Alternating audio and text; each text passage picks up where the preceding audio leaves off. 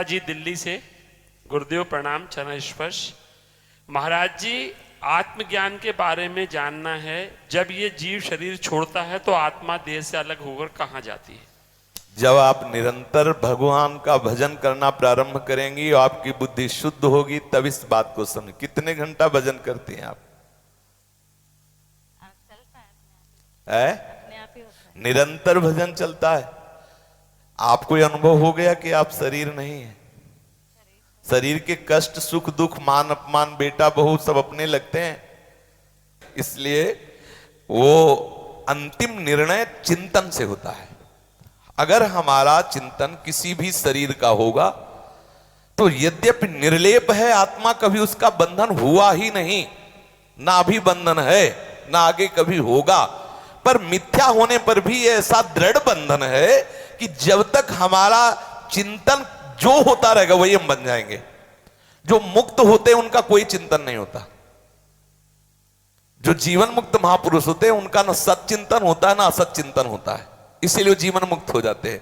भक्त का चिंतन भगवान का होता है, इसलिए भगवान को प्राप्त हो जाता है। संसारी का चिंतन संसार को होता है, इसलिए संसार को प्राप्त हो जाता है। अब आप देखो आपका चिंतन क्या हो रहा है। क्या बिल्कुल चिंतन नहीं हो रहा तो आपको अनुभव हो जाएगा कि आपका स्वरूप क्या है। जब ये अनुभव हो गया तो ना जन्म है ना मृत्यु है, दोनों भ्रम है। समझ रहे? ना जन्म है ना मृत्यु है, दोनों भ्रम है। यदि आप इसे सत्य मानते हैं तो अज्ञानी है, तो आपका जन्म भी होगा आपकी मृत्यु भी होगी।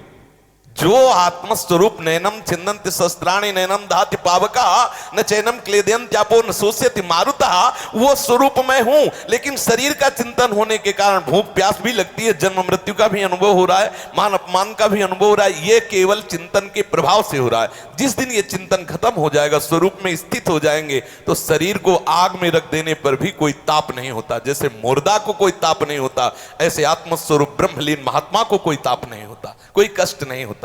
अब उसका जन्म होना ही नहीं, क्योंकि आगे कोई चिंतन ही नहीं। मरने वाला स्त्री का चिंतन करे तो अगला जन्म स्त्री का बनेगा, पुरुष का चिंतन करे पुरुष बनेगा, कीड़ा मकोड़ा का कीड़ा मकोड़ा, और भगवान का चिंतन तो भगवान बनेगा। कोई चिंतन नहीं तो स्वरूप में स्थित जीवन मुक्त हो गया। समझ पा रहे? समझ में कुछ आ रहा है जी? कृष्ण गोपाल शरण जी, महाराज जी के चरण कमलों में कोटि कोटि प्रणाम। महाराज जी पूर्ण